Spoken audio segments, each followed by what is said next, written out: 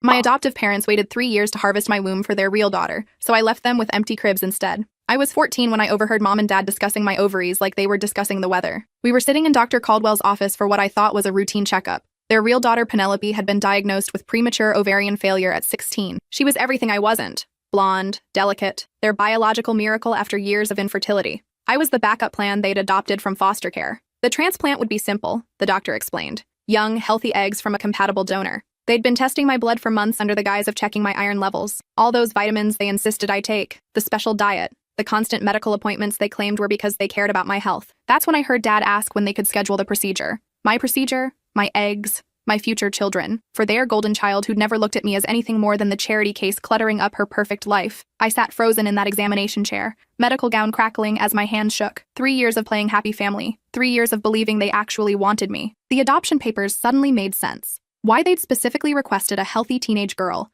with no living relatives. Why the medical exams had been so thorough. Why they'd moved me into the basement bedroom right after Penelope's diagnosis. The lawyer who handled my adoption had been their family attorney for decades. The social worker who approved the placement was Dad's college roommate's wife. Even my caseworker, who I'd trusted completely, had financial ties to their medical practice. They'd orchestrated everything, selecting me like choosing the perfect cut of meat at a butcher shop. I was livestock, carefully selected, properly maintained, ready for harvest. The drive home was silent except for classical music and Mom's occasional sighs about traffic. Penelope sat in the front passenger seat where I used to sit before she got sick, scrolling through her phone and complaining about her upcoming college interviews. She'd been accepted early admission to Princeton, naturally. Their insurance plan for when I was no longer useful. I stared out the window at perfectly manicured neighborhoods where other wealthy families lived in their pristine homes. How many of them had adopted children like me? How many basement bedrooms housed human harvests waiting for their turn on the surgical table? The signs had been there all along, but I'd been too desperate for family acceptance to see them. The way they'd insisted on comprehensive medical records before finalizing the adoption. How they'd celebrated when my blood work came back showing perfect reproductive health. The special attention they paid to my menstrual cycle,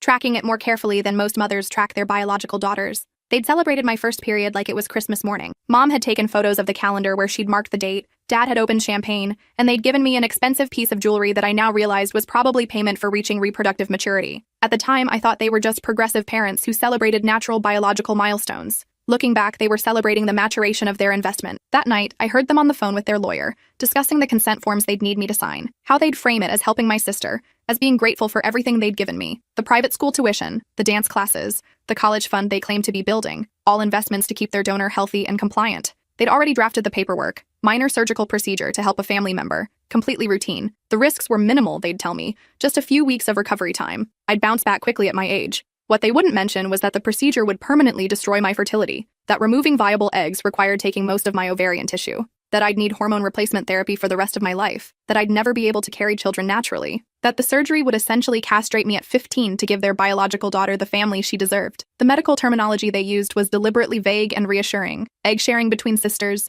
reproductive assistance for a family member, minimally invasive outpatient procedure, but I'd overheard enough of their conversation with Dr. Caldwell to understand the reality. They were planning to surgically remove my ovaries, harvest my eggs, and leave me sterile before I was old enough to drive. Mom knocked on my door around midnight, carrying hot chocolate like she did when she wanted to have serious conversations. The mug had tiny hearts on it, a cruel irony given what she was about to ask of me. "We need to talk about your role in this family," she said, settling into the chair they'd placed specifically for these conversations. The same chair where she'd explained that I'd need to work harder in school to prove I deserved their investment, where she'd told me that birth parents who abandon their children don't deserve updates or contact, where she'd made it clear that my gratitude needed to be constant and visible. "You know how much we've done for you," she continued, her voice taking on that practiced tone she used when explaining my obligations. "Rescued you from the system, given you opportunities other foster kids could only dream of. A stable home, good education, family vacations to places you'd never have seen otherwise, private tutors when your grades weren't quite good enough, medical care that most children in foster care never receive." She listed everything they'd spent on me over the past 3 years.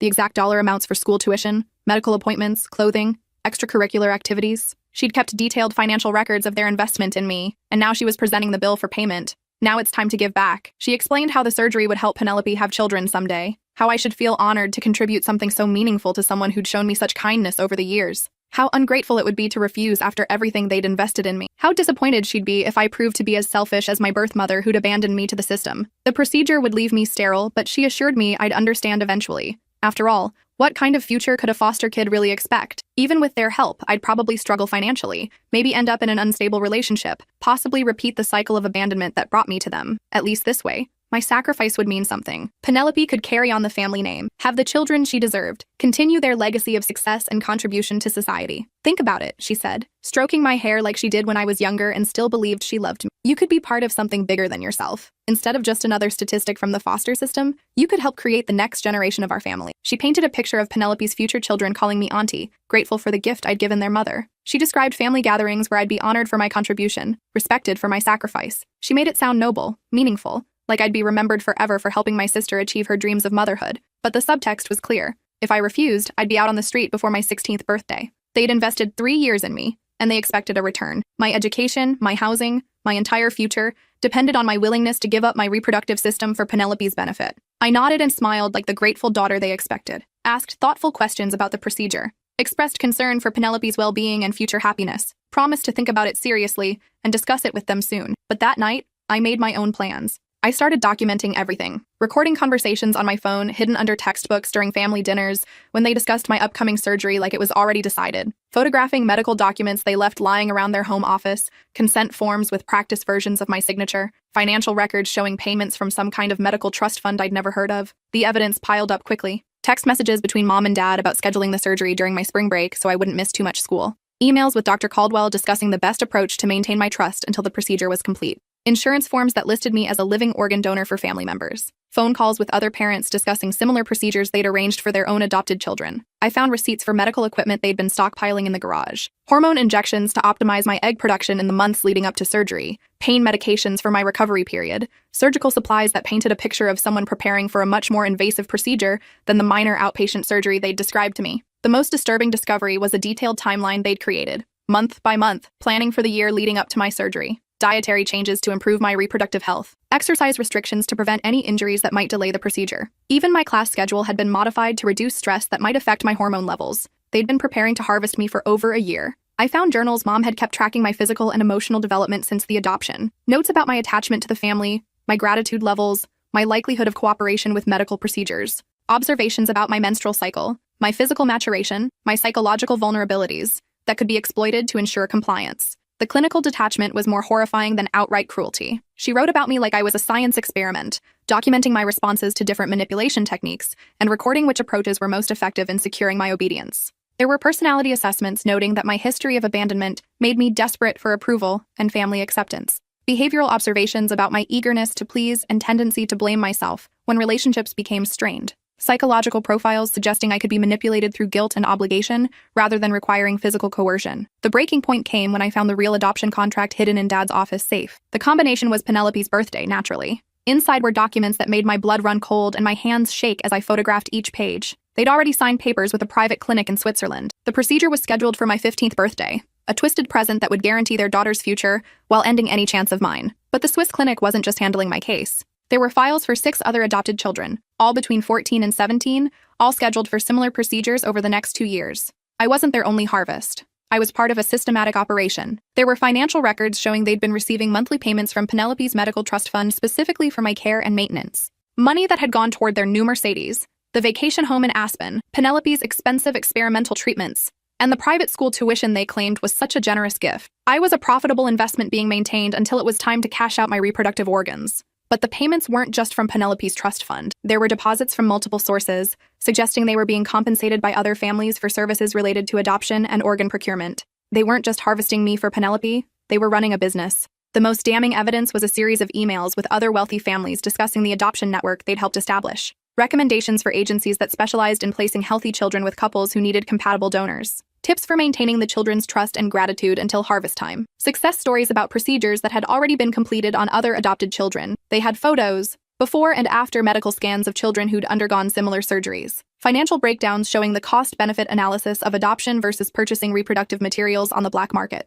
Legal strategies for obtaining consent from minors who might resist or try to back out of the procedures. I found my own comprehensive medical file. Started when I was 11 and first entered their home. Every health metric carefully tracked and recorded. Blood type, genetic markers, hormone levels, psychological evaluations to determine my compliance level and likelihood of cooperation. Notes about my attachment issues making me more grateful for family stability and less likely to resist their requests. The file contained photos of me from every angle, documenting my physical development over the 3 years I'd lived with them. Medical measurements tracking my height, weight, and reproductive maturity. Hormone level charts showing the optimization of my fertility through diet and supplements. Even photos of my menstrual cycle documentation, tracked more carefully than a breeding program for livestock. There were personality assessments conducted by psychologists who'd evaluated me under the guise of helping me adjust to the adoption. These reports detailed my emotional vulnerabilities, my desperate need for family acceptance, and the specific manipulation techniques most likely to secure my cooperation with medical procedures. But there were backup plans. If I refused the surgery or became too suspicious, they'd already identified 3 other foster children who could serve as alternative donors. Girls aged 12 to 14,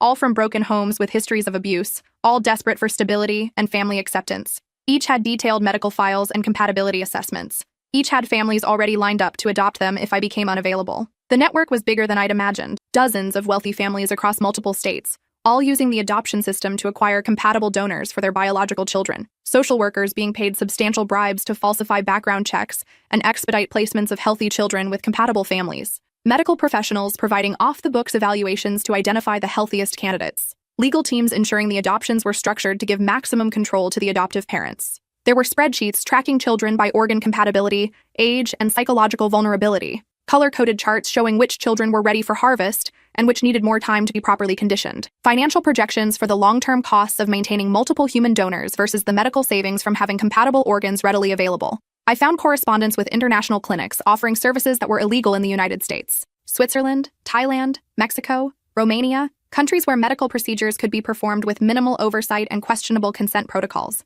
There were testimonials from other families who'd used these services successfully, praising the discretion and efficiency of the operations. The Swiss clinic they'd chosen for my procedure specialized in what they called reproductive redistribution, taking eggs from young, healthy donors and providing them to wealthy clients whose daughters had fertility issues. The clinic's brochure was written in multiple languages and featured testimonials from grateful families whose daughters had successfully conceived using harvested eggs. The planning for my procedure was meticulous. Post-surgical care instructions, hormone replacement protocols to manage the effects of surgical menopause at 15, psychological counseling strategies to help me adjust to my new reality and maintain my gratitude toward the family. Even college application essays they drafted for me, emphasizing my maturity and selflessness in helping my sister achieve her dreams of motherhood. They'd planned every detail of my future as a harvested child. The hormone replacement therapy would be expensive, but they'd budgeted for it as part of maintaining their investment. The psychological counseling would focus on helping me accept my sterility as a noble sacrifice, rather than recognizing it as exploitation. The college essays would spin my harvesting as evidence of my character and family loyalty. But there were darker plans as well.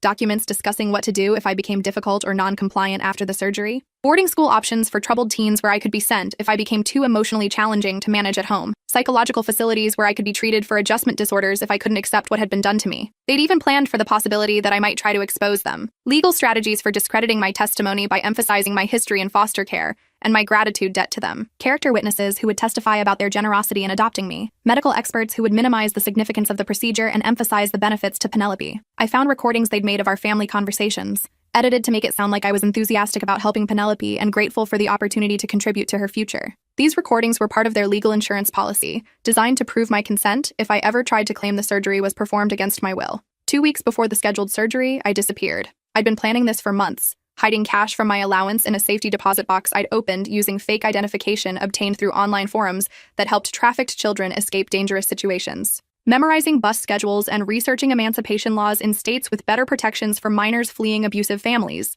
Learning about witness protection programs for children providing testimony against criminal organizations. The night before my 15th birthday, while they slept soundly, knowing they'd secured Penelope's future, I gathered every piece of evidence I'd collected over the past year. USB drives containing hours of recorded conversations, printed emails and financial documents showing the scope of the harvesting network, photos of medical equipment stockpiled in their garage, copies of adoption contracts and surgical consent forms, medical files for all the children being tracked by their organization. I packaged everything carefully and sent identical copies to multiple addresses. A journalist who specialized in medical fraud and had won awards for exposing organ trafficking, a federal prosecutor whose office handled crimes against children, a victims' rights organization that protected exploited minors, the state attorney general's office, the FBI's Crimes Against Children unit, the International Criminal Court, since the network crossed international boundaries. Each package included a detailed letter explaining what I discovered, with timestamps and documentation for every piece of evidence. I provided contact information for other children who might be in similar situations and suggested investigative leads that could uncover the full scope of the harvesting network. I included maps showing the locations of other families involved in the network and financial trail documentation that could help investigators freeze assets before they could be hidden. I also sent copies to international human rights organizations and medical ethics boards in the countries where the harvesting procedures were being performed. The evidence I provided would shut down not just the domestic network, but the international clinics that enabled these crimes. Then I emptied their emergency cash stash from the kitchen safe and caught the 3 a.m. Greyhound bus to Portland, where I'd arranged to stay with a network of advocates who protected children fleeing abusive families. These advocates were part of an underground railroad for trafficked and exploited children, providing safe houses and legal protection for minors escaping dangerous situations. But I wasn't finished destroying them. Before leaving, I left a note on Penelope's pillow. Ask Mom and Dad why they really adopted me. Check Dad's office safe. The combination is your birthday. Look at the medical files in the garage. Then ask yourself how many other children they've harvested for you. I also left copies of evidence in strategic locations throughout the house. Taped under her bathroom mirror so she'd find it during her morning routine. Hidden in her favorite books so she'd discover it gradually. Placed in her car's glove compartment, where she'd find it when she needed her registration. I wanted her to understand the full scope of what her parents had done, not just to me, but to dozens of other children. I wanted her to see the photos of surgical scars on children who'd been harvested for her benefit. I wanted her to read the financial records showing how much money they'd made from trafficking in human organs. Inside Dad's safe were documents proving everything. The Swiss clinic contracts with surgical dates and recovery protocols. The adoption network correspondence showing the scope of their operation. The medical files of children who'd already undergone harvesting procedures, including detailed photographs of their surgical scars and post-operative medical records showing the permanent damage inflicted on their reproductive systems. I also left copies of financial records showing how much money they'd made from maintaining and harvesting adopted children. Bank statements proving they'd been paid by multiple families to coordinate organ donations. Tax documents revealing income from what they'd classified as medical consulting services, investment portfolios funded by profits from human trafficking. The morning of my birthday, when they discovered I was gone, panic set in immediately. They called the police to report a runaway, but I'd already contacted authorities myself through the youth advocates helping me. I had legal representation and protection before they even realized I was missing. My legal team had been preparing for this moment for weeks. They'd reviewed all my evidence, verified its authenticity, and coordinated with federal investigators who'd been building their own case against organ trafficking networks. When my adoptive parents called to report me missing, they were told that I was safe and that investigators wanted to speak with them about serious criminal allegations. I stayed in a secure youth shelter for 3 weeks while my story exploded across national media. The journalist I'd contacted was Amanda Walsh, a Pulitzer Prize winner who'd been investigating rumors about adoption-based organ trafficking for years. She'd been waiting for someone brave enough to provide the kind of comprehensive evidence I'd gathered. Her first article broke on a Tuesday morning with the headline, "The Harvest: How Wealthy Families Use Adoption to Acquire Human Organs." The story included photos of documents I'd provided, audio recordings of conversations I'd captured, and interviews with other victims who came forward after seeing my evidence. Within hours, Adoption Harvest was trending worldwide. Social media erupted with horror stories from other victims who'd been too afraid to speak out, parents sharing their own experiences with suspicious adoption agencies, medical professionals reporting concerns they'd previously been afraid to voice. The evidence I provided was overwhelming and irrefutable. Federal agents raided the Swiss clinic within 48 hours of the story breaking, shutting down operations and arresting staff members who were in the middle of performing harvesting procedures on 2 other children. Dr. Caldwell was taken into custody at his office while seeing patients, charged with conspiracy to commit assault and battery on multiple minors. The adoption agency that had placed me was raided by federal agents who found evidence of systematic fraud dating back 23 years. Computer servers containing detailed medical profiles of thousands of children, financial records showing payments to social workers, judges, and medical professionals who'd helped facilitate illegal organ harvesting operations, files documenting the placement of over 400 children, specifically selected for organ compatibility with their adoptive families. My adoptive parents were arrested at their country club during Penelope's Sweet 16 party. The event planner had spent 6 months organizing the celebration. Ice sculptures carved to look like swan princesses, a live orchestra flown in from Vienna, designer gowns for 300 guests including senators, judges, and business leaders from across the state. The cake alone cost more than most families spend on groceries in a year. Instead of cutting cake and receiving congratulations, Penelope watched federal agents handcuff her parents while news cameras captured every moment. The guests stood frozen in their formal attire as investigators confiscated computers, medical equipment, and financial records from the family's estate. Several other parents at the party were also arrested, their own adopted children screaming as they were taken into protective custody. The scene was surreal, and justice served cold. Crystal chandeliers casting light on handcuffs and arrest warrants,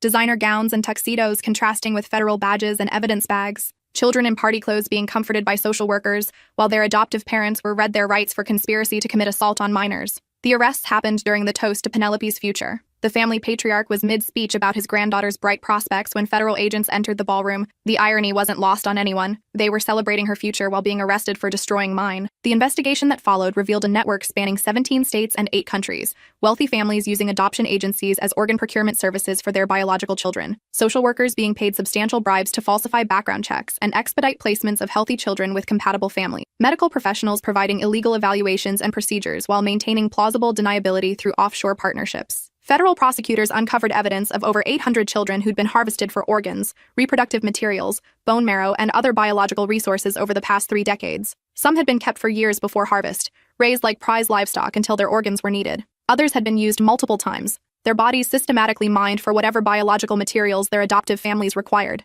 The youngest victim was 7 years old when his kidney was removed to save his adoptive brother. The oldest was 21, kept past the typical aging out of foster care specifically because her bone marrow was needed for her adoptive father's leukemia treatment. Many had died from complications of procedures performed in substandard international clinics with inadequate medical oversight. Children had been adopted specifically for their kidney compatibility with siblings who had genetic disorders. Others were selected for their corneal tissue to treat adoptive family members with hereditary blindness. Some were maintained as living blood banks for rare blood types needed by adoptive relatives. The most disturbing cases involved children adopted specifically for their reproductive organs, like me, to provide fertility solutions for adoptive siblings with medical conditions. The financial scope was staggering. The network had generated over $200 million in profits over 3 decades. Wealthy families paid premium prices for compatible children, often spending more on acquiring and maintaining their human donors than they would have spent on legitimate medical treatments for their biological children. I testified before a joint congressional committee investigating adoption fraud and medical consent laws. The hearing room was packed with victims' families, advocates for children's rights,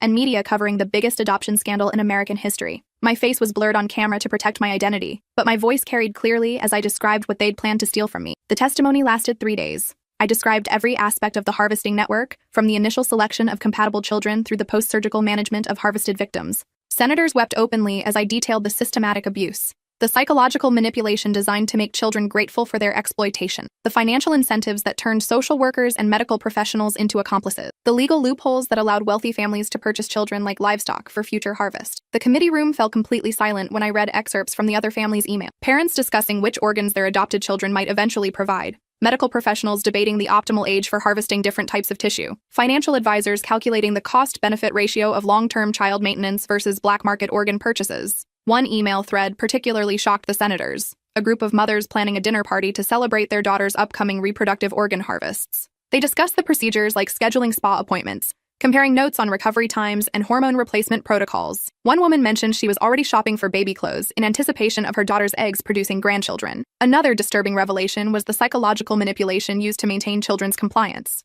Families employed child psychologists to develop manipulation strategies specific to each child's emotional vulnerabilities. Foster children were selected specifically because their abandonment issues made them more grateful and less likely to question their adoptive family's motives. The legislation that emerged from these hearings was comprehensive and far-reaching. The Reproductive Protection Act now requires independent advocates for any minor undergoing organ or tissue donation procedures. Adoption agencies must undergo federal background checks and maintain transparent financial records accessible to government oversight. Medical professionals face mandatory reporting requirements for any procedures involving adopted children. The new laws also established international cooperation agreements to prevent families from taking children to other countries for illegal medical procedures. Children now have the right to independent legal representation in any medical procedure that could affect their future reproductive capacity. Adoption agencies face criminal penalties for placing children based on medical compatibility rather than family suitability. The family lost everything in the subsequent legal battles. Their mansion was seized by the government under asset forfeiture laws and sold to pay restitution to victims. Their vacation home,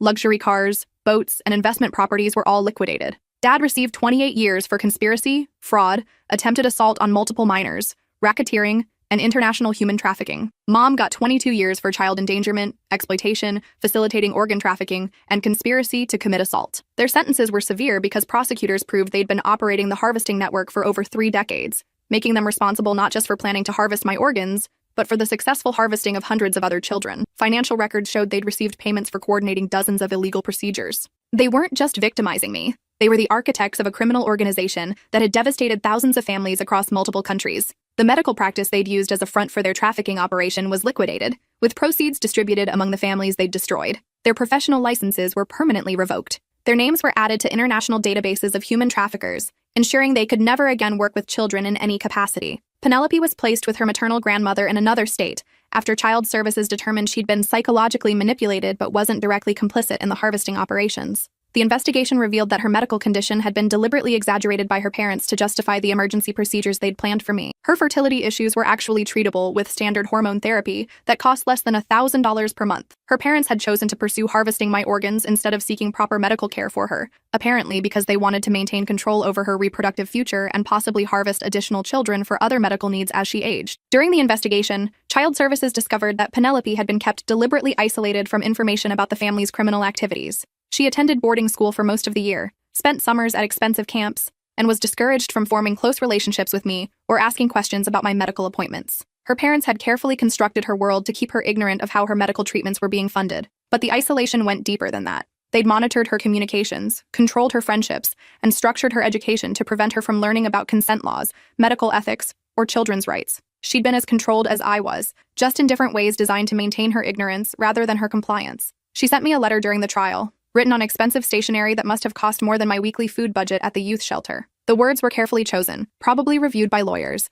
expressing shock at discovering her parents' true intentions. She claimed ignorance about the source of her medical treatments, insisted she'd never wanted anyone to be hurt for her benefit, and begged for my forgiveness. But the letter revealed how thoroughly she'd been manipulated. She still referred to my planned harvesting as helping her rather than recognizing it as a crime. She asked if we could rebuild our relationship once the legal proceedings were over, apparently not understanding that I'd never been her sister. I'd been her designated organ donor. The letter felt hollow and self-serving. Even if she hadn't known the specific details, she'd lived for years watching her parents treat me like property. She'd seen the medical appointments, the special diet requirements, the way I was isolated in the basement while she enjoyed the main house. She'd participated in family discussions about my obligations and gratitude without ever questioning why an adopted child needed to be constantly reminded of their debt to the family. More importantly, she'd benefited from the network's crimes long before she met me. The medical treatments that had maintained her health throughout childhood, the educational opportunities that had prepared her for Princeton, the social connections that had opened doors for her, all of it had been funded by profits from harvesting other children's organs. I never wrote back. Some betrayals don't deserve forgiveness, even from unknowing participants who benefited from the system that victimized others.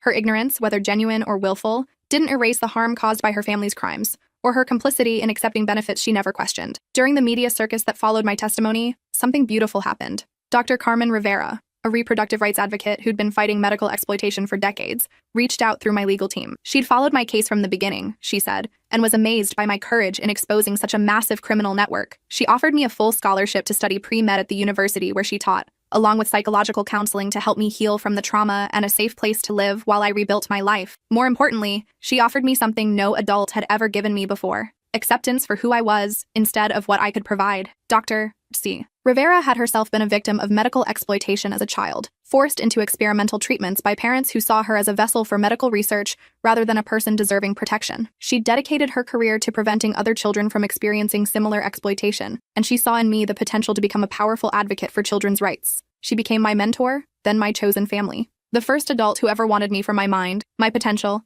my dreams for the future. She taught me that strength isn't just about surviving abuse, it's about transforming pain into purpose, using your experiences to protect others from similar harm. Under her guidance, I flourished academically and emotionally. The nightmares gradually faded as I learned healthy coping mechanisms. The hypervigilance that had kept me alive in my adoptive home slowly relaxed into appropriate caution. I learned to trust again, carefully and with proper boundaries, but genuinely. Dr. Rivera introduced me to other survivors of medical exploitation who'd gone on to become advocates, researchers, and healers. I learned that my experience, while horrific, was part of a larger pattern of abuse that could be addressed through systemic change. My individual trauma became part of a collective effort to protect vulnerable children. 5 years later, I'm in my final year of medical school, specializing in reproductive medicine and medical ethics. Every course I take, every patient I observe, every procedure I learn is preparation for the work I'll spend my life doing, ensuring that what happened to me and hundreds of other children never happens to anyone else. My thesis research focuses on consent protocols for minors in medical procedures, particularly those involving organ or tissue donation. I've developed screening tools to identify children who might be at risk for exploitation by adoptive families seeking compatible donors. The protocols I'm designing will make it nearly impossible for harvesting networks to operate in the future. The research has revealed disturbing patterns in how children are selected for exploitation. Traffickers specifically target children with histories of abandonment, abuse, or multiple placements, because these children are more grateful for stability and less likely to question their new family's motives. They avoid children with strong support networks or advocates who might notice suspicious medical activity. I've also identified warning signs that social workers and medical professionals should watch for: adoptive families with unusual interest in children's medical records, requests for extensive genetic testing, insistence on specific blood types or genetic markers, and attempts to isolate children from outside relationships or activities. I've testified before the American Medical Association about implementing additional safeguards to prevent exploitation of adopted children. The guidelines I helped draft now require multiple independent advocates for any child undergoing organ donation procedures. Medical professionals must complete specialized training to recognize signs of coercion or exploitation before they can work with pediatric organ donors. The new protocols I developed have been implemented in hospitals nationwide. Any medical procedure involving an adopted child now triggers automatic review by an independent ethics committee. Children have the right to confidential counseling before and after any medical procedure that might affect their future health or reproductive capacity. I've also worked with international organizations to establish similar protections in countries where medical tourism for organ harvesting was common. The Swiss clinic where my surgery was scheduled has been permanently closed, its medical staff facing international prosecution for crimes against children. The adoption agency that placed me has been permanently shut down, its staff facing ongoing criminal prosecution. The network of medical professionals who enabled these crimes have lost their licenses and face decades in prison. The financial networks that facilitated payments for harvested organs have been dismantled through international cooperation agreements, but the impact extends far beyond individual prosecutions. The entire adoption industry has been reformed because of the evidence I provided and the advocacy work that followed. Background check requirements are more stringent, with genetic compatibility specifically flagged as a warning sign rather than a legitimate adoption preference. Financial transparency is mandatory, with adoption agencies required to disclose any payments or relationships with medical facilities. Independent oversight ensures that children's best interests are protected rather than exploited. Every adoption now includes mandatory counseling for both children and parents about children's rights, including the absolute right to refuse medical procedures that aren't medically necessary for their own health. Medical schools now include mandatory courses on recognizing and preventing organ trafficking. Hospital ethics committees have new protocols for evaluating procedures involving minors, with special attention to adopted children who might be at risk for exploitation. Child Protective Services has specialized units trained to identify families who might be using adoption for exploitation rather than legitimate family building. The changes I helped create will protect thousands of children who will never know how close they came to being harvested for their organs. Every time a child's rights are protected, every time a suspicious adoption is investigated, every time a medical professional refuses to participate in exploitation, the network I exposed loses another opportunity to harm vulnerable children. But my work isn't finished. Human trafficking adapts to new regulations, finding creative ways to exploit vulnerable populations. I'm currently developing artificial intelligence systems that can identify suspicious patterns in adoption and medical records, flagging potential trafficking operations before children are harmed. I'm also working with international law enforcement to track financial networks that facilitate organ trafficking. The criminals who harmed me and hundreds of other children often moved money through complex international systems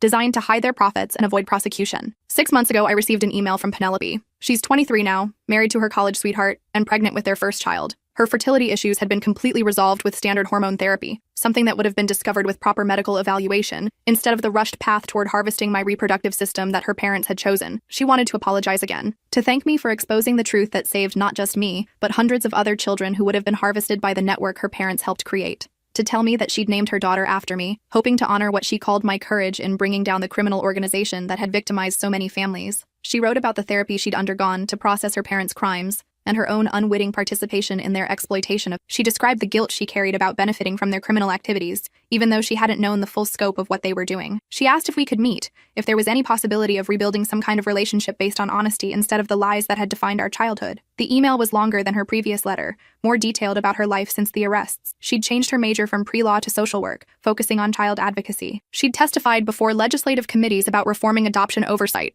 She'd donated her trust fund, the same money that had paid for my maintenance as livestock, to organizations supporting trafficking victims. But reading her email, I felt nothing. Not anger, not pity, not curiosity about her life. The person she was apologizing to, the sister she wanted to reconnect with, had never existed. I'd been a designated organ donor living in their basement, not a family member deserving of love or protection. She mentioned that her daughter would grow up knowing the truth about our family's history, that she planned to teach her about consent, bodily autonomy, and the importance of protecting vulnerable children. She called it honoring my legacy, but it felt more like trying to absolve herself of the benefits she'd received from her parents' crimes. I deleted the email without responding. Some wounds don't need forgiveness to heal. Some families aren't worth rebuilding, no matter how much time has passed or how genuine the apologies might be. But the children I'll help bring into this world ethically, safely, with full informed consent from all parties. They'll know they were wanted for who they are, not what they can provide. That's how I turned the most devastating betrayal of my life into my life's purpose. Every time I help a couple conceive naturally, every time I protect a child from medical exploitation, every time I ensure that proper consent protocols are followed in organ donation procedures,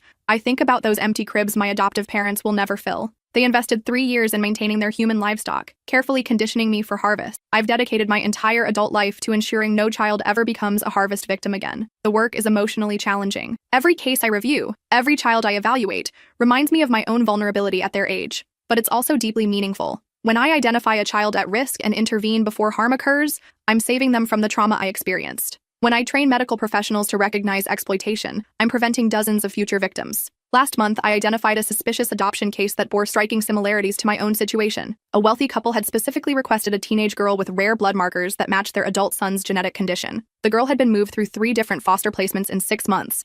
each time getting more comprehensive medical testing. Working with federal investigators, we discovered the family had connections to the same international clinic network that had planned to harvest my organs. The girl was removed from the home before any procedures could be performed. The adoptive family was arrested for conspiracy and trafficking. The girl is now in protective custody, receiving counseling and medical advocacy to help her understand what almost happened to her. Cases like this remind me why my work matters. The networks that exploit children are persistent and adaptive, always finding new ways to identify and acquire vulnerable victims. But the protective systems I've helped create are equally persistent, constantly improving our ability to identify and prevent exploitation. The artificial intelligence system I developed has now flagged over 200 suspicious adoption cases worldwide. Each flagged case receives immediate investigation by specialized child protection units trained to recognize trafficking operations. The system has prevented an estimated 50 children from being harvested for organs or reproductive materials. But technology is only part of the solution. The most important changes have been cultural, shifting how society views children's rights and bodily autonomy. The legislation I helped draft has been adopted in 43 states and 12 countries, creating a comprehensive framework for protecting children from medical exploitation. Children now learn about their rights in school, including the right to refuse medical procedures that aren't necessary for their own health. Teachers are trained to identify signs that a child might be at risk for exploitation. School counselors have protocols for reporting suspicious medical activity involving students. The medical community has embraced these changes as well. Pediatric medical ethics is now a required specialty for any doctor working with children. Hospitals have ethics committees specifically focused on protecting children from exploitation by family members.